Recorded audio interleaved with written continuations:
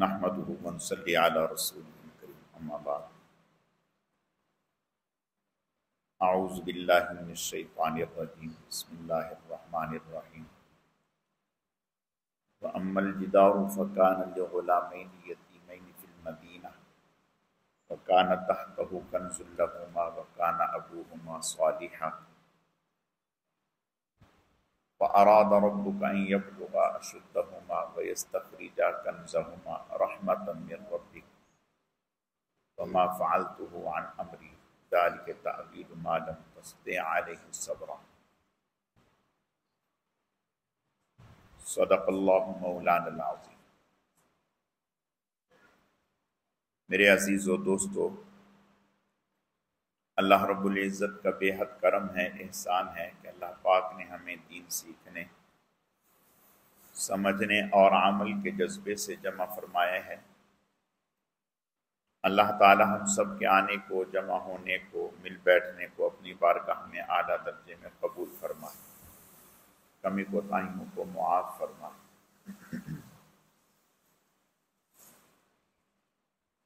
گزشتہ 2-3 ہفتوں کے بعد آج پھر جو ہے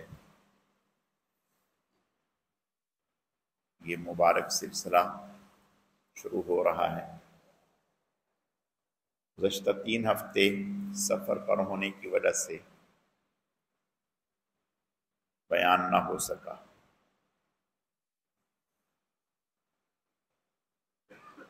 یہ جو آیت کریمہ تلاوت کی ہیں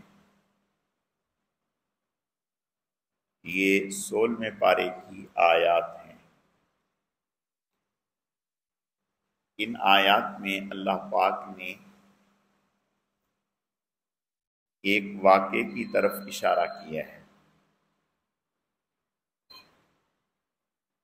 وہ واقعہ اس طرح سے ہے،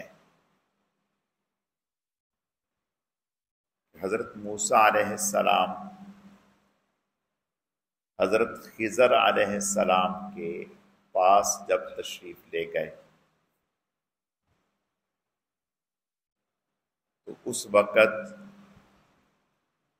کچھ حالات پیش آئے۔ ان حالات میں سے ایک چیز اس آیت میں جو ذکر کی ہے،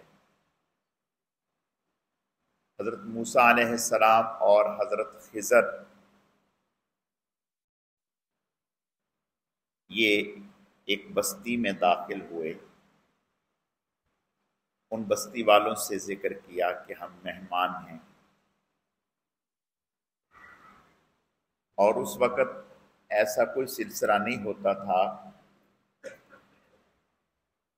کہ دائیں بائیں کہیں ہوٹل کا یا اس طرح کا انتظام ہوتا۔ اس وقت یہی سلسلہ ہوا کرتا تھا کہ جہاں جس گاؤں میں، جس بستی میں کوئی مہمان آتا تو وہ بستی والے اس کی ضیافت کرتے۔ تو ان حضرات نے ذکر کیا، لیکن ان بستی والوں نے ان کی ضیافت نہیں کی۔ اس بستی میں ایک دیوار تھی جو بہت بھاری بھرکم تھی، اونچی تھی، اور وہ کسی قدر جھکی ہوئی تھی۔ لوگ خوف کی وجہ سے اس کے پاس سے نہیں گزرتے تھے کہ کہیں اوپر گر نہ جائے۔ حضرت خضر نے اس دیوار کو سیدھا کر دیا۔ اللہ نے حضرت کو طاقت بخشی، حضرت نے ہاتھ سے اس کو سیدھا کر دیا۔ خیر، اس پر حضرت موسیٰ علیہ السلام نے فرمایا کہ بھئی انہوں نے تو ہمارے ساتھ اچھا برتاؤ نہیں کیا، آپ نے ایسا کیا۔ تو حضرت خضر علیہ السلام نے فرمایا وَأَمَّا الْجِدَارُ فَكَانَ لِغُلَامَيْنِ يَتِيمَيْنِ فِي الْمَدِينَةِ وَكَانَ تَحْتَهُ كَنْزٌ لَهُمَا وَكَانَ أَبُوهُمَا صَالِحًا۔ یہ ایک دیوار جو ہے، یہ دیوار یتیم بچوں کی ہے، ان کے والدین نے اپنے ان بچوں کے لیے اس دیوار کے نیچے خزانہ دفن کیا ہوا تھا، اور ان کا انتقال ہو گیا۔ ان کا خیال یہ تھا کہ جب یہ بڑے ہوں گے اور اس کو گرائیں گے تو انہیں یہ خزانہ مل جائے۔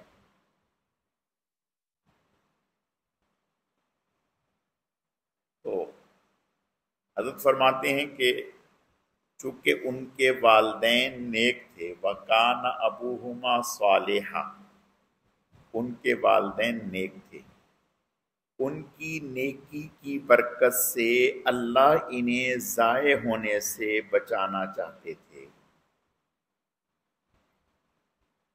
اللہ یہ چاہتے تھے کہ یہ ضائع نہ ہوں، بلکہ ان کی بھرپور طریقے سے معاونت ہو جائے۔ بس یہی بات سمجھانی ہے کہ دنیا میں انسان جو نیک اعمال کرتا ہے، اس نیک اعمال کی برکت سے اللہ تعالی اسے بھی نوازتے ہیں، اس کی اولاد کو بھی نوازتے ہیں، اولاد کی اولاد کو بھی نوازتے ہیں، اور آگے 4 نسلوں تک، اور ایک روایت کے مطابق 7 نسلوں تک اللہ تعالیٰ ان کی حفاظت بھی فرماتے ہیں، ان کی کفالت بھی فرماتے ہیں۔ یعنی اگر کوئی انسان نیک اعمال کرتا ہے تو اس کے نیک اعمال کی برکت سے اللہ تعالیٰ اس کی بھی حفاظت فرماتے ہیں، اور حدیث میں آتا ہے کہ اس کے اطراف میں دائیں بائیں میں جو لوگ رہتے ہیں اللہ ان کی بھی حفاظت فرماتے ہیں، اور اللہ انہیں بھی رزق دیتے ہیں، اور آگے ان کی اولادوں کو بھی اللہ رزق عطا کرتے ہیں، اور یہ سلسلہ کئی نسلوں تک چلتا رہتا ہے۔ اس سے اندازہ کریں کہ اللہ تعالیٰ کے ہاں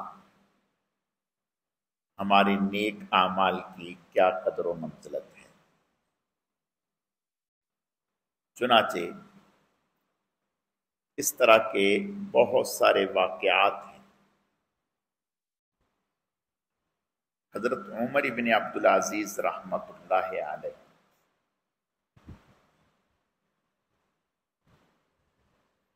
انہوں نے اللہ کے لیے تنگی برداشت کی، یعنی اپنا سارا جمع پونجی بیت المال میں جمع کر دیا، فقر کی زندگی کو اللہ کے لیے اختیار کیا، ورنہ چاہتے تو سیاہ سفید کے مالک تھے، جو چاہتے کرتے، لیکن حکومت سنبھالنے کے بعد انہوں نے جو ناجائز آمدنی تھے، ناجائز آمدنی سے سامان حاصل ہوا تھا بیوی کے ذریعے سے، سسرال کے ذریعے سے، وہ سب بیت المال میں جمع کر دیا۔ صرف یہی نہیں بلکہ اپنے خاندان کے تمام لوگوں کو جمع کیا، اور جمع کرنے کے بعد ان کے پاس جو ناجائز دستاویز تھی زمینوں کی، جائیدادوں کی، وہ سب لے کر بیت المال میں جمع کر دی، اور فرمایا یہ تمہارا حق نہیں تھا، یہ غاصبانہ تھا۔ صرف یہی نہیں کیا بلکہ جو پہلی حکومتوں نے ناجائز ٹیکس لگا رکھے تھے عوام پر، حضرت عمر بن عبدالعزیز رحمۃ اللہ علیہ نے وہ تمام کے تمام ٹیکس ختم کر دیے، ختم کر دیے۔ اس پر گورنر حضرت کے پاس آئے اور آ کر کے کہنے لگے کہ حضرت یہ آپ کیا کر رہے ہیں؟ آپ نے یہ تمام ٹیکس ختم کر دیے، حکومت کیسے چلے گی؟ نظام کیسے چلے گا؟ حضرت نے فرمایا تھوڑا صبر کرو، تھوڑا صبر کرو، کچھ صبر کرو۔ انہوں نے کہا ٹھیک ہے۔ 1 سال گزرا تو حضرت کے اس نیک عمل کی برکت سے اللہ نے ایسی برکت عطا فرمائی کہ انہی صوبوں سے، انہی علاقوں سے اتنی آمدن ہوئی کہ سارے اخراجات بھی پورے ہو گئے اور پھر بھی مال بچ گیا، پھر بھی مال بچ گیا۔ تو پتہ چلا کہ نیکی اور تقوی، وَلَوْ أَنَّ أَهْلَ الْقُرَىٰ آمَنُوا وَاتَّقَوْا لَفَتَحْنَا عَلَيْهِمْ بَرَكَاتٍ مِّنَ السَّمَاءِ وَالْأَرْضِ، یہ اللہ تعالیٰ کا اعلان ہے۔ کسی بھی بستی والے، علاقے والے، شہر والے، ملک والے، کوئی بھی قوم، خواہ وہ انفرادی یا اجتماعی، ایمان لے آئیں اور تقوی اختیار کریں، لَفَتَحْنَا عَلَيْهِمْ بَرَكَاتٍ مِّنَ السَّمَاءِ وَالْأَرْضِ، اللہ فرماتے ہیں ہم ان پر زمین و آسمان کی برکتوں کے دروازے کھول دیں گے۔ اور دیکھو بھائی، وَمَنْ أَصْدَقُ مِنَ اللَّهِ قِيلًا، اللہ سے زیادہ سچی بات کسی کی نہیں۔ وعد اللہ حقا، اللہ کا وعدہ حق ہے، سچ ہے۔ لا تبدیل لکلمات اللہ، اللہ کی بات بدلتی نہیں ہے۔ وَمَن يَتَّقِ اللَّهَ يَجْعَل لَّهُ مَخْرَجًا وَيَرْزُقْهُ مِنْ حَيْثُ لَا يَحْتَسِبُ، جو تقوی اختیار کرتا ہے اللہ تنگی اور پریشانی، مصائب و آلام میں اس کے لیے نکلنے کے راستے پیدا کر دیتے ہیں۔ اور اللہ تعالیٰ ایسی جگہوں سے رزق عطا فرماتے ہیں کہ انسان نے سوچا بھی نہیں ہوتا۔ پرسوں میں نے اخبار میں پڑھا، یہ پرسوں کی خبر ہے، اخبار میں نے پڑھا کہ پوری دنیا میں تیسرے نمبر پر مضبوط کرنسی افغانستان کی کرنسی ہے۔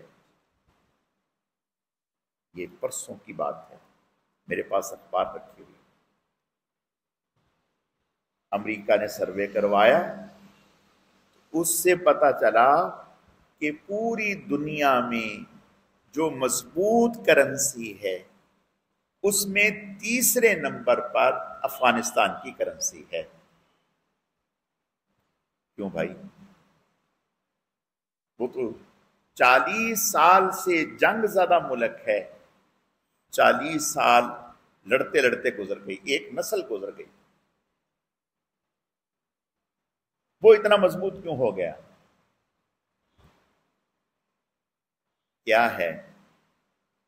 انہوں نے اللہ کے حکم کو اونچا رکھا۔ ان کی لڑائی ذاتیات کی لڑائی نہیں تھی، پیسے کے لیے نہیں تھی، اقتدار کے لیے نہیں تھی، ان کی لڑائی اللہ کے دین کی سربلندی کے لیے تھی۔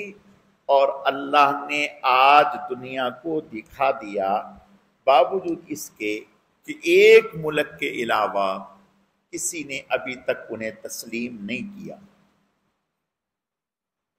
2 سال بہت کامیابی کے ساتھ انہوں نے گزار لیے، کسی سے 1 ٹکا بھی انہوں نے قرض نہیں لیا۔ آپ سوچیں، اگر ہم میں سے کوئی آدمی صرف ایک گھر 40 سال سے وہ مقدمہ بازی کر رہا ہو، لڑائی جھگڑے میں ہو، دشمنی میں ہو، گھر سے بے گھر ہو، تو اس کا کیا حال ہوتا ہے؟ ایک گھر چلانا مشکل ہے، اور ملک چلایا اور کامیابی کے ساتھ چلایا. کیا ہے کہ ان کے پیش نظر اپنی ذات نہیں، اللہ کا دین پیش نظر ہے. بات آئی ہے تو میں عرض کرتا ہوں، پوری عمارت اسلامیہ میں آپ کو بغیر داڑھی کے آدمی نہیں ملے گا. داڑھی ہوگی، سر پہ امامہ ہوگا،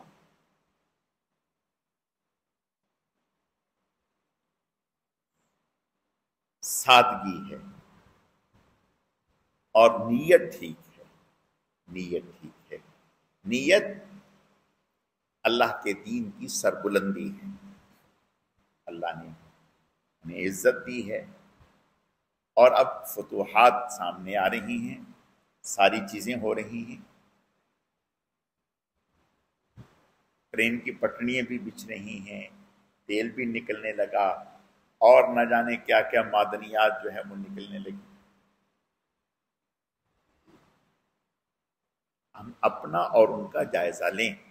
دیکھو اللہ تعالیٰ ان اللہ لا ينظر الى صورکم واموالکم ولکن ينظر الى قلوبکم واعمالکم. اللہ تعالیٰ کی نظر شکلوں صورتوں پر نہیں، اللہ کی نظر انسان کے قلوب پر ہے.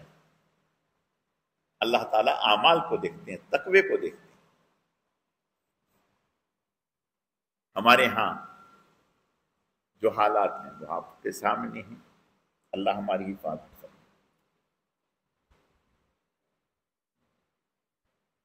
خیر، میں عرض یہ کرنا چاہتا ہوں کہ اللہ تعالیٰ کا ضابطہ یہ ہے کہ اللہ تعالیٰ نیکی تقوی اختیار کرنے والے شخص کو ضائع نہیں کرتے.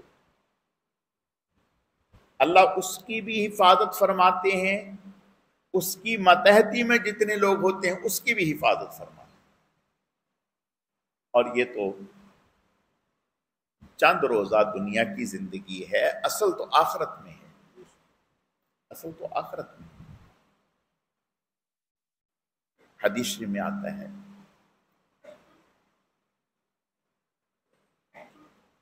ایک شخص تھا،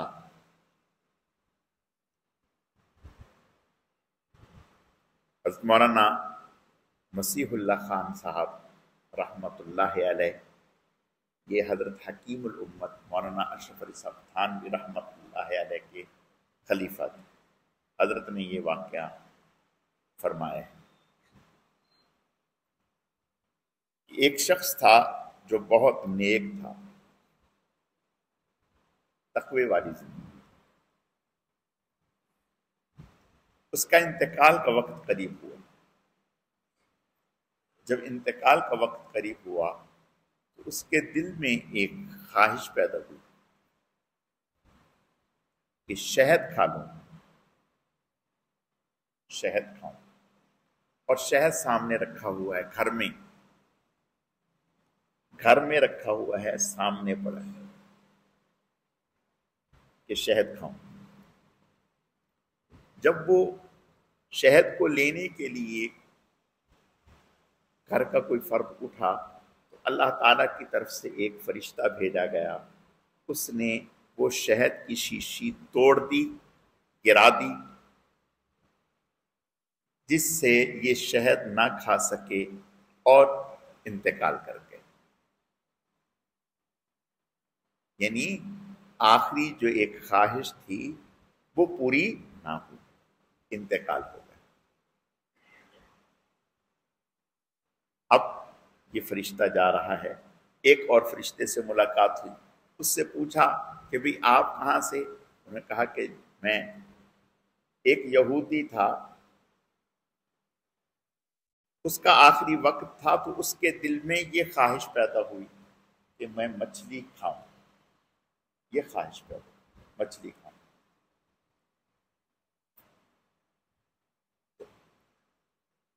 اس نے اپنے تالاب میں مچھلیاں رکھی ہوئی تھیں، لیکن وہ مچھلیاں ختم ہو گئیں. تو اللہ نے ایک فرشتے کو بھیجا، اس نے ایک مچھلی لا کر کے تالاب میں چھوڑ دی. انہوں نے تالاب سے اس مچھلی کو پکڑا، ذبح کیا، کھا لیا اور اس کا انتقال ہو گیا. اب یہ دونوں فرشتے اللہ کی بارگاہ میں پہنچے اور کہا کہ اے اللہ، اس نے یہ کام کیا ہے، اس نے یہ کام کیا ہے، یہ آپ کا نیک فرمانبردار بندہ تھا، اس کے دل میں یہ کھانے کی خواہش تھی، آپ نے پوری نہیں فرمائی. اس کے دل میں یہ کھانے کی خواہش تھی، آپ نے پوری کر دی. اس میں کیا حکمت ہے؟ علماء نے لکھا کہ اللہ تعالیٰ نے فرمایا کہ یہ جو نیک تھا، اس کے جتنے بھی برے اعمال تھے اس کا بدلہ دنیا میں ہو گیا تھا. ایک برا عمل تھا جس کا بدلہ ابھی نہیں ہو سکا تھا. اس کی اس خواہش کو ختم کر کے ہم نے اس کی اس برائی کو ختم کر دیا، اس کی برائی کو ختم کر دیا کہ جب یہ آخرت میں آئے تو خیر ہی خیر ہو، برکتیں ہی برکتیں ہوں، منافع ہی منافع. اور وہ دوسرا آدمی یہودی، اس نے بھی دنیا میں نیک کام کیے تھے، اس نے جو دنیا میں نیک کام کیے تھے اس کی نیکیوں کا بدلہ اس کو دے دیا گیا. ایک نیکی اس کی بچ گئی تھی، ایک نیکی اس کی بچ گئی تھی. آخرت میں اس کے لیے کچھ نہیں تھا، تو اس کی ایک نیکی کا بدلہ بھی اس طرح سے دے دیا کہ اس کی آخری خواہش جو تھی مچھلی کھانے کی وہ پوری کر دی، اس کی ایک نیکی کا بدلہ بھی اس کو دے دیا گیا. میں عرض یہ کرنا چاہتا ہوں، دنیا میں اللہ تعالی کافر کی نیکی کو بھی ضائع نہیں کرتے. چاہیے جائے کہ مسلمان، میں نے پہلے بھی ایک واقعہ سنایا تھا. ایک صحابی تھے صعصع بن ناجیہ رضی اللہ تعالی عنہ.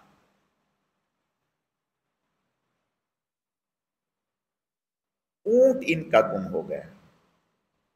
اپنے اونٹ کو تلاش کرنے کے لیے نکلے، پورا جنگل چھان مارا تو دیکھا کہ ایک جھونپڑی ہے، اس میں ایک بدو ہے،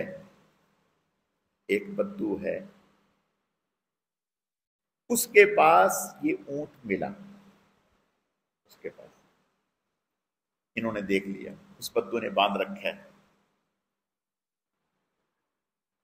انہوں نے اس سے اونٹ مانگا، وہ دے نہیں رہا.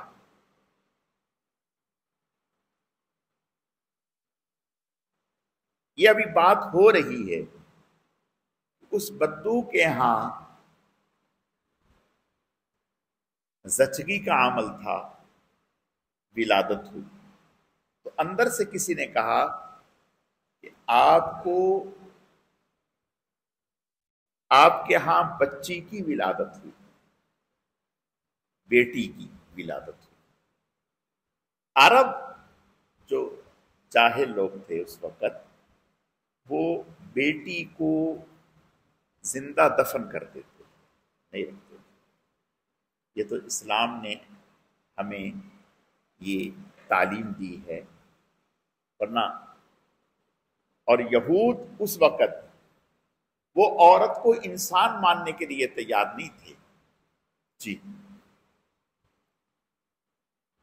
ہندو مذہب والے یہ کہتے تھے کہ جب کسی مرد کا انتقال ہو جائے تو اس کے ساتھ عورت کو بھی زندہ دفن کر دیا جائے یا اس کو جلا دیا جائے. اب مرد کے بغیر اس کو بیکار ہے رہنا.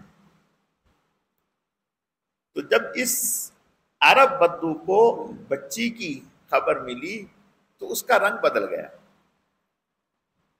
اس نے وہی طے کر لیا کہ اس کو ابھی میں ختم کرتا ہوں.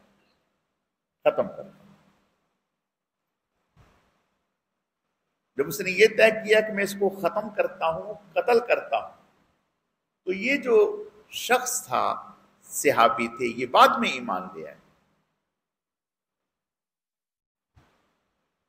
تو انہوں نے ان سے کہا کہ میرے ساتھ ایک سودا کر لو.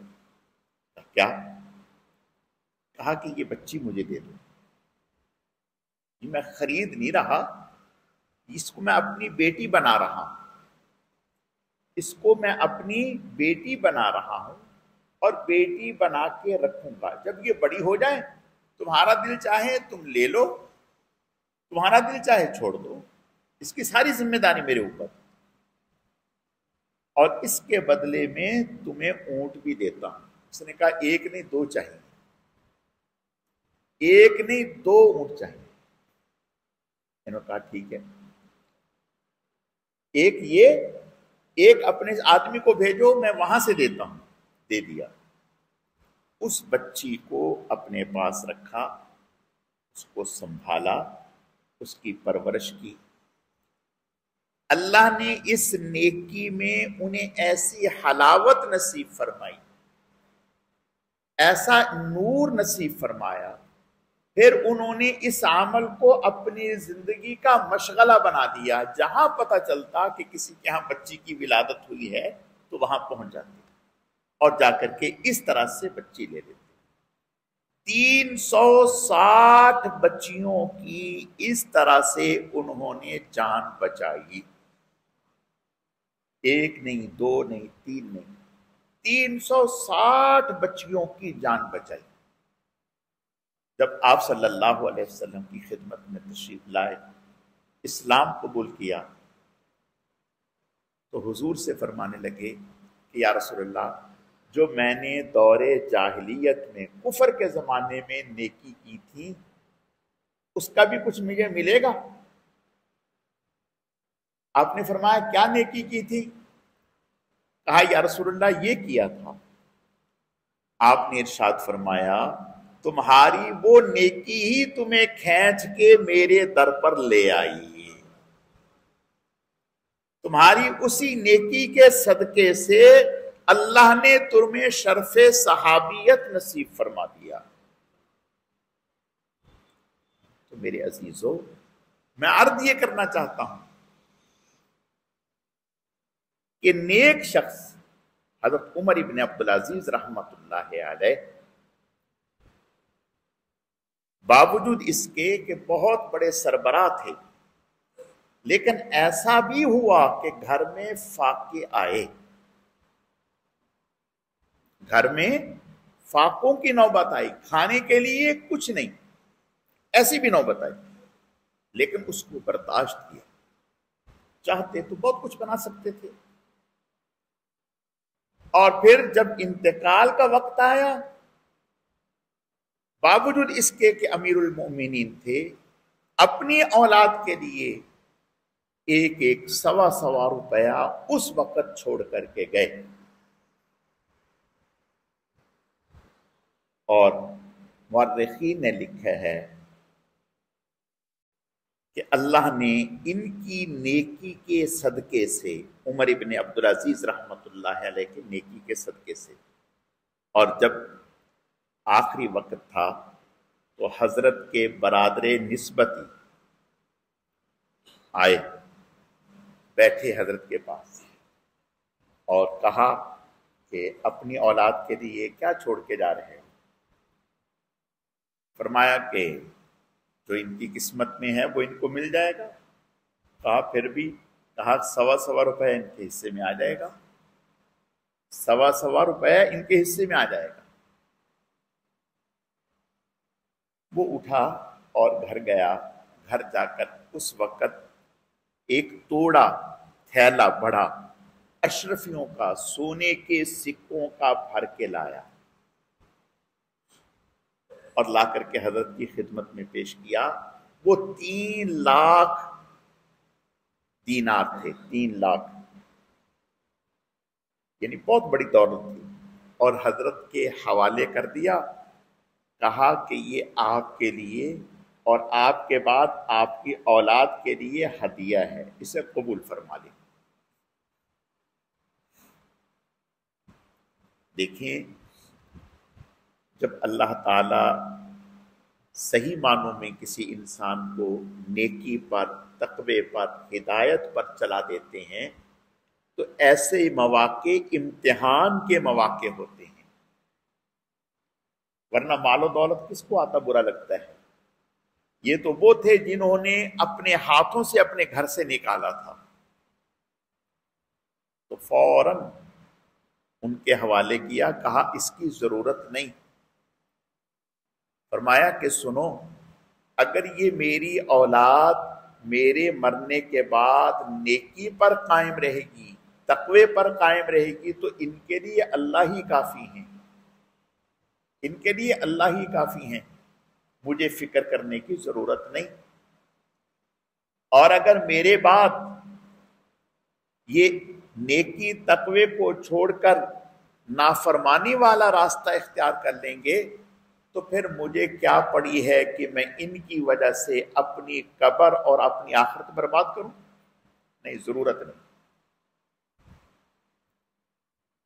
تو علماء نے لکھا، مورخین نے لکھا، حضرت عمر ابن عبدالعزیز رحمت اللہ علیہ کے اس نیکی تقوی کی بدولت اللہ نے آگے تک ان کی نسلوں کو اتنا دیا، اتنا دیا، اتنا دیا کہ ان کی اولادیں مسجدوں کے دروازوں پر مستحقین میں لاکھوں، ایک ایک وقت میں لاکھوں روپیہ خرچ کر دیا کرتے تھے، تقسیم کر دیا کرتے تھے۔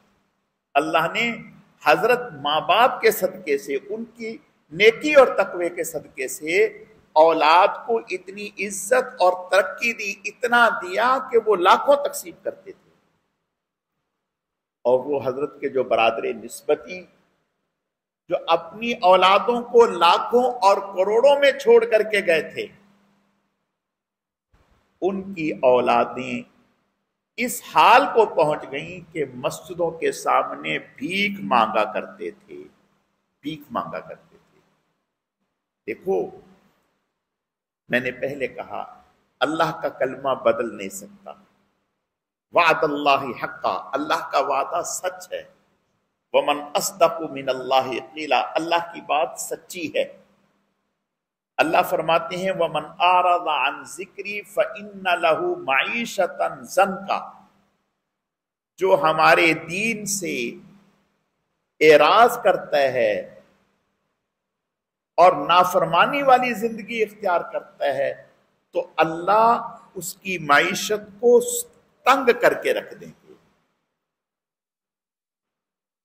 تو پتہ چلا نیک اعمال سے آخرت میں تو نفع ملنا ہی ملنا ہے، دنیا میں بھی اللہ تعالی نیکی کی برکات ظاہر فرماتے ہیں، اپنی زندگی میں بھی اور بعد میں بھی۔ اور بد اعمالیوں کی نحوست اپنی زندگی میں بھی اور اپنے بعد بھی۔ اپنی زندگی میں اللہ تعالی ہماری حفاظت فرمائے، ایسی نحوست نظر آتی ہے، ایسی نحوست نظر آتی ہے، جس اولاد کے لیے سب کچھ کیا ہوتا ہے وہی اولاد ماں باپ کا گریبان پکڑتی ہے اور کہتی ہے کہ آپ نے ہمارے لیے کیا کیا ہے، آپ نے کیا کیا ہے۔ اللہ تعالی ہم سب کی حفاظت فرمائے، نیکی تقوی کو اللہ تعالی اختیار کرنے کی توفیق عطا فرمائے، نافرمانیوں سے اللہ تعالی ہماری حفاظت فرمائے۔ الحمدللہ رب العالمین والعاقبۃ للمتقین والصلاة والسلام علی سید المرسلین اللہم صلی علی محمد النبی الامی وعلی آلہ واصحابہ وبارک وسلم وصلی علیہ رب اغفر وارحم وانت خیر الراحمین۔ اے اللہ، جتنا بھی درود شریف محض آپ کی توفیق اور آپ کے فضل سے پڑھا گیا، اسے اپنی بارگاہ میں بے حد قبول فرما، کمی کوتاہیوں کو معاف فرما، اس کا اجر و ثواب جناب رسول اللہ صلی اللہ علیہ وسلم کی خدمت میں بطور تحفہ اور ہدیہ قبول فرما، پھر آپ علیہ السلام کے صدقہ اور طفیل سے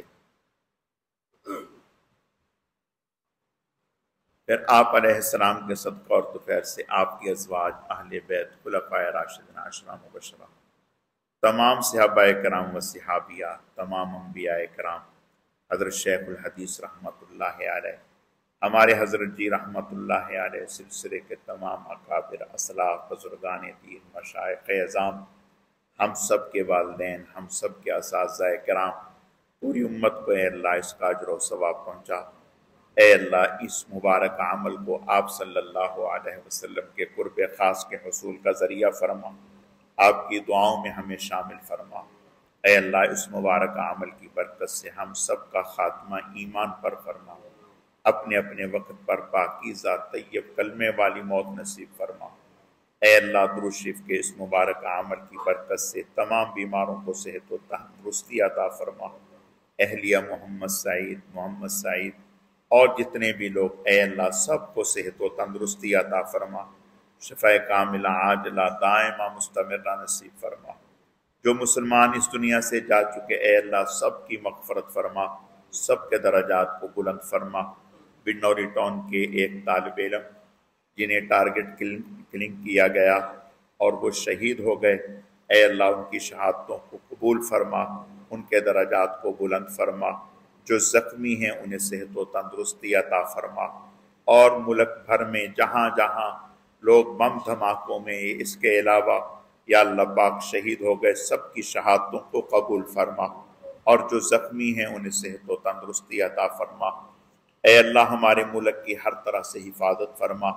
جو عناصر اس ملک کو کمزور کرنا چاہتے ہیں یا اس ملک میں انتشار برپا کرنا چاہتے ہیں، اے اللہ ان کے عزائم کو خاک میں ملا دیجیے، ان کی قوت کو پارا پارا فرما دیجیے، ان کے شر اور فتنوں سے ہم سب کے مال جان عزت آبرو کی ہمارے ملک کی حفاظت فرما دیجیے۔ اے اللہ اپنے کرم سے ہمارے ملک کو دن دوگنی رات چوگنی ترقی عطا فرما دیجیے۔ اے اللہ یہاں پر تمام مساجد کی، مدارس کی، علماء حقہ کی، دین کا کام کرنے والوں کی، تمام مسلمانوں کی مال جان عزت آبرو کی، سب کی ہر طرح سے حفاظت فرما دیجیے۔ اے اللہ ہم سب کی تمام دعاؤں کو قبول فرما دیجیے۔ اے اللہ اپنا پاک نام صحیح صحیح لینا نصیب فرما دیجیے، اپنے پاک نام کی لذت، حقیقت، حلاوت، معرفت نصیب فرما دیجیے، اپنا قرب اور تعلق نصیب فرما دیجیے۔ یا اللہ پاک ہم سب کو اپنے نیک اور محبوب بندوں میں شامل فرما دیجیے۔ ہر قسم کے گناہ سے بچنا ہمارے لیے آسان فرما دیجیے، ہر طرح کی نیکی کو اختیار کرنا آسان فرما دیجیے۔ اے اللہ ہم کسی پر ظلم کریں، کسی کے ساتھ زیادتی کریں، اس سے بھی ہماری حفاظت فرما دیجیے۔ کوئی ہمارے ساتھ ظلم اور زیادتی کرے، اے اللہ اس سے بھی ہماری حفاظت فرما دیجیے۔ آپس میں ہمیں ایک دوسرے کی خیر نصیب فرما دیجیے، ایک دوسرے کی بھلائی نصیب فرما دیجیے، ایک دوسرے کے شر سے ہماری حفاظت فرما دیجیے۔ سبحان ربک رب العزت عما یصفون وسلام علی المرسلین والحمد للہ رب العالمین برحمتک یا ارحم الراحمین۔